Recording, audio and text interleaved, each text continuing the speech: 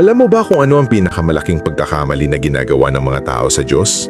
Nakakalimutan natin siya kapag maayos at pinagpapaala ang buhay. At saka lang natin siya naaalala kapag dumating tayo sa puntong wala nang ibang makakatulong.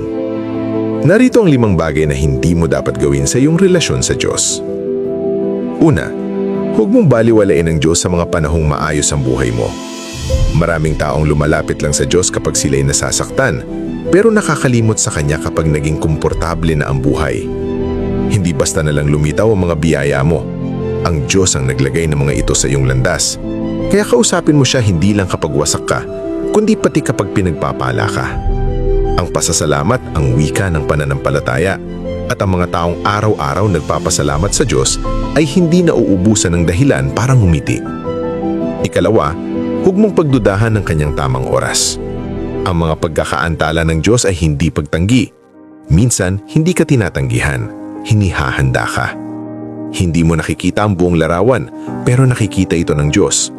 Alam niya kung alin ang makakasama at alin ang makakabuti sa iyo. Kapag sinabi niyang hindi pa, iyon ay dahil inihahanda niya ang mas mabuti kaysa sa hinihiling mo. Magtiwala ka sa Kanyang oras. Laging perpekto ito. Ikatlo, huwag mong panghawakan ng mga kasalanang matagal na niyang pinatawad.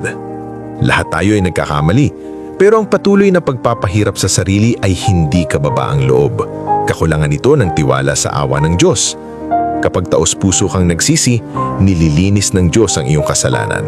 Kaya tigilan mo na ang pagdabala ng guilt na matagal na niyang inalis sa iyong balikat.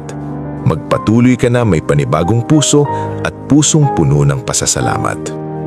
Ika-4, huwag kang magreklamo sa mga bagay na ginagamit ng Diyos para hubugin ka. Hindi dumarating ang sakit para wasakin ka, kundi para palaguin ka. Bawat pagkabigo, bawat sakit ng puso, bawat pagkadesipsyon ay nagtuturo sa iyo na umasa lalo sa Kanya.